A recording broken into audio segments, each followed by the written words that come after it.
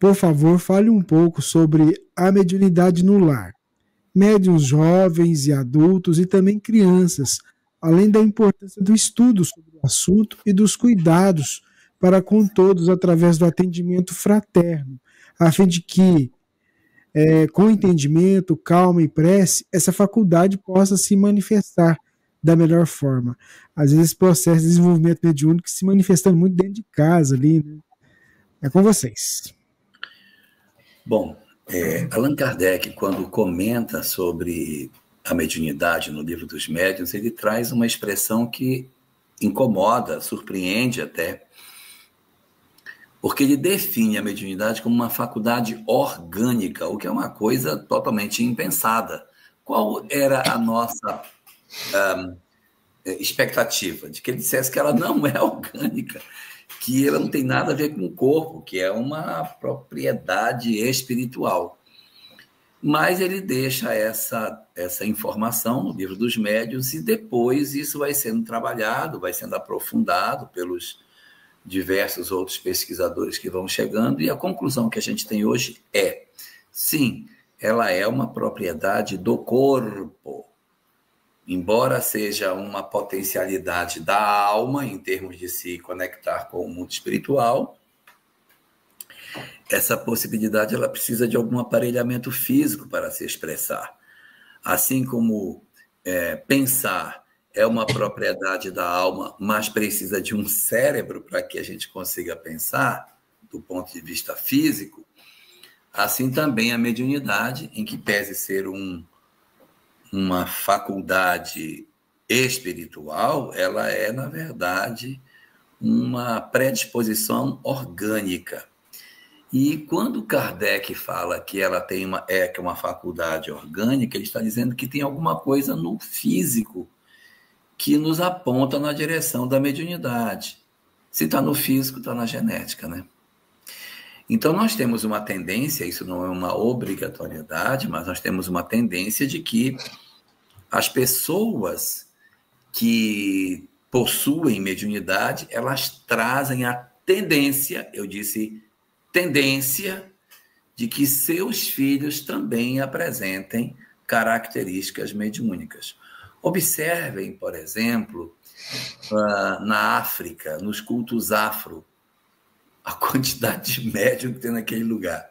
Então, assim, os filhos, os netos vão herdando a faculdade dos pais, dos avós, as predisposições orgânicas que esses companheiros possuem, fazendo com que a gente tenha famílias que haja uma propensão maior da presença da mediunidade dentro de um grupo familiar. Então, você vai ter um pai, uma mãe, filhos, netos, né, que acaba produzindo uma família com grande intensidade de relações com o mundo espiritual. Aí você pergunta, como é que a gente lida com isso? Como é que é isso? Bom, a primeira coisa que a gente precisa entender é que o fato de alguém ser médium ou até mesmo médium ostensivo não determina que ele tenha que ser espírita e também não determina que ele tenha que trabalhar na mesa mediúnica. Significa que ele é o quê? Que ele é médium ostensivo. Mas para que eu vou querer uma mediunidade ostensiva se eu não posso usá-la na mesa mediúnica? Ué, e não tinha médium antes da doutrina espírita surgir, no século XIX? Claro que tinha. E não tinha mesa mediúnica. Para que servia essa mediunidade? A mediunidade é uma janela aberta para a imortalidade. Para que você saiba que seu filho está vivo, que seu marido não morreu, que existem espíritos protetores, que existem espíritos obsessores, para que nós não fiquemos encarcerados na vida física unicamente. Então, ter essa possibilidade de contemplar a imortalidade, contemplar o que se passa para além das fronteiras da vida física, é muito importante para determinadas provas que a vida vai nos dar. Às vezes o luto vai visitar o lar, a mediunidade aí vai fazer um papel importantíssimo. Uma doença muito difícil, então ter essas sensibilidades espirituais na casa são fundamentais para que os integrantes da família possam dizer: nós sabemos que isso representa para nós que a vida não é somente os 5 sentidos. E isso vai ser fundamental para a tomada de decisão. Então, às vezes, um lar ele é visitado com muitas pessoas relacionadas com a questão da mediunidade, exatamente para que a família tenha fortaleza nos nossos processos de sofrimento. É interessante que na história nós observamos que os médiuns, eles passaram por 2 extremos.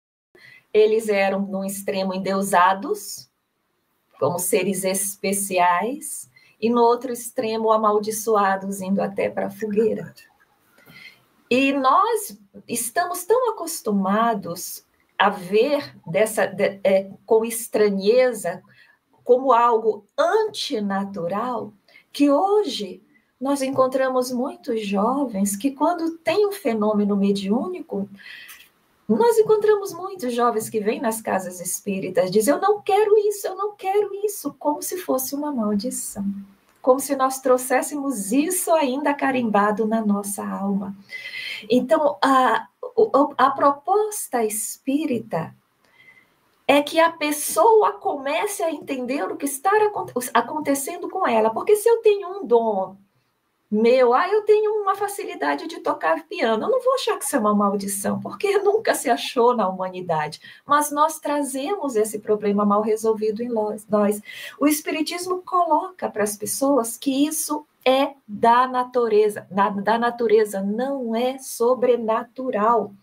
Não é maldição, pelo contrário, é uma bênção, é mais uma oportunidade de trabalho. Então, se nós temos no lar, observamos que alguém está demonstrando ser médium, é interessante que ele seja conduzido ao ambiente onde ele comece a entender o que está acontecendo com ele.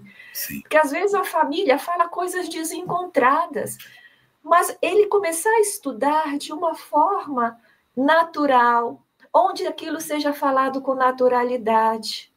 Entenderam? E ele começa a observar, primeiro, que ele não é nada especial, não é para ele ser adorado, mas também que ele não está doente.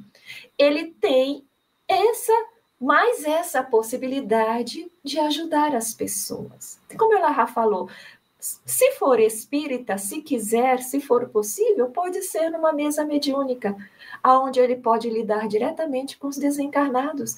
Mas a mediunidade, ela vai para todas as religiões, todas as raças, todas as idades, todas as condições socioeconômicas, indistintamente.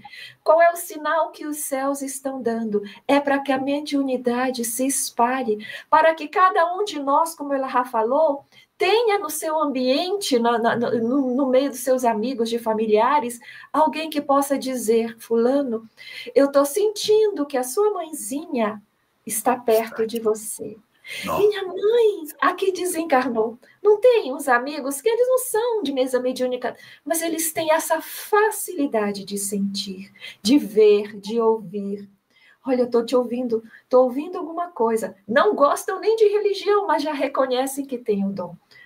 E a tendência, gente, não adianta. Vamos desistir de resistir à mediunidade, porque a tendência é que, com o desenvolvimento da humanidade, ela se torne cada vez mais natural e ela se desenvolva e torne cada vez mais comum de aparecer nas famílias.